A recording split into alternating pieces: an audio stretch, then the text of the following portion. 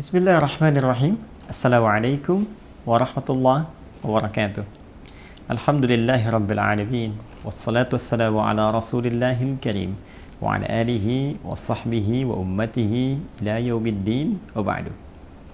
Saudara-saudariku, pernah tahukah Anda bahwa di kalangan suku Quraisy ada dua distrik utama yang selalu saja bersaing dalam kemewahan? Mereka adalah Bani Abdumanaf dan Bani Saham. Pernah tahukah Anda jika Bani Abdumanaf seringkali pamer tentang kehebatan distriknya, tentang kemuliaan distriknya, tentang kekayaan yang mereka miliki, lantas kemudian Bani Saham pun tidak ingin kalah dengan semua apa yang dipamerkan itu?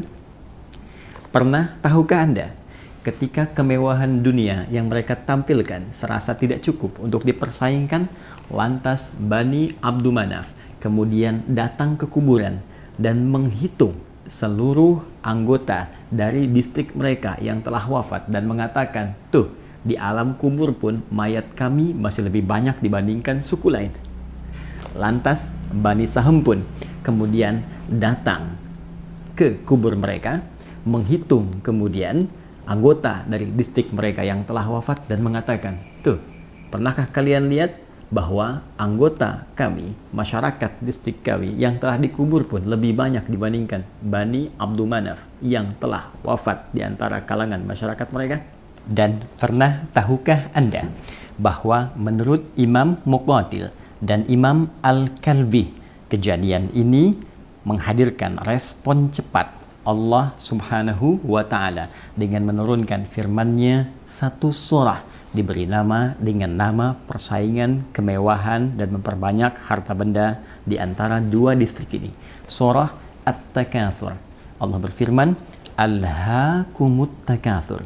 Perbuatan kalian yang sering pamer tentang kemewahan itu, tentang memperbanyak harta itu, melalaikan kalian dari esensi kehidupan dunia untuk mencari bekal pulang sebelum kalian menghadap Allah Subhanahu wa Ta'ala. Hatta zurtumul maqabir. Ini kejadian yang membuat kalian lalai, tak sadar, sampai-sampai kalian wafat dan mengunjungi kuburan kalian sendiri. Sampai-sampai kalian masuk ke liang lahat kalian. Kalian menghitung berapa banyak warga kalian di alam kubur, lantas kalian pamerkan, dan kalian tak sadar bahwa kalian pun akan masuk ke kubur yang kalian hitung-hitung itu. Kalla saufa ta'lamun. Sekali-kali jangan pernah kalian lakukan yang seperti itu lagi, karena satu saat kalian akan menyadari bahwa itu semua keliru. Thumma kalla saufa ta'lamun. Kemudian ditegaskan kembali, jangan pernah lakukan kegiatan itu lagi, karena kalian satu saat akan menyadari bahwa semua itu keliru.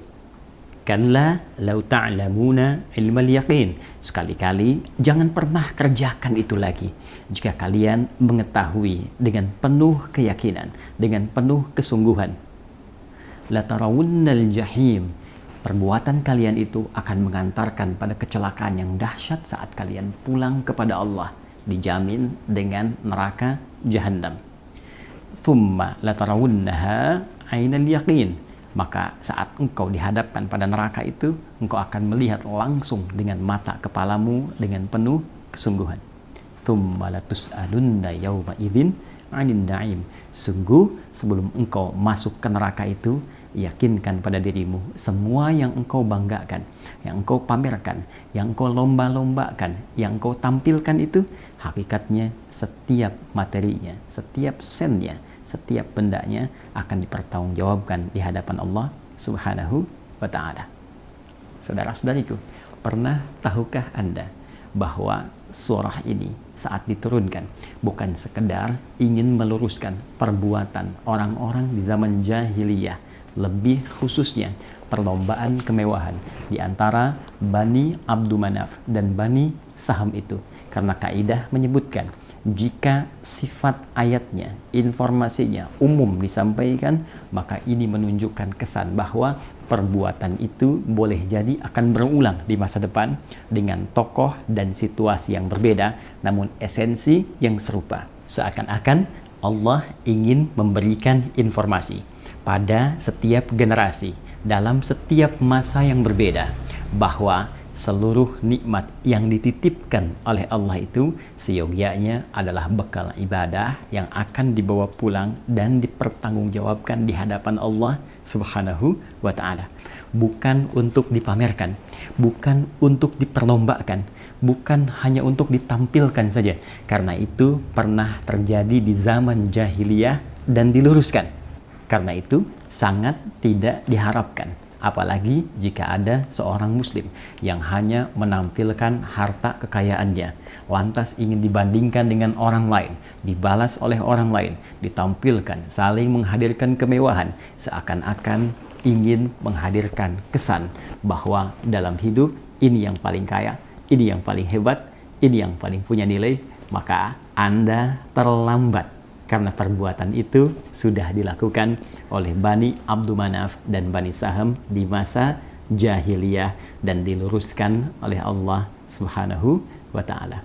Pernah tahukah Anda, saking sayangnya Allah kepada kita, turunlah At-Takatsur untuk mengingatkan bahwa semua harta benda itu bukan ukuran kemuliaan, kehebatan di hadapan Allah, namun titipan yang akan dipertanggungjawabkan. Semua itu akan hanyut, semua itu akan hilang, ditinggalkan, ditanggalkan saat Anda masuk ke dalam kubur. Pernah tahukah Anda, hei calon yang akan wafat? Assalamualaikum warahmatullahi wabarakatuh.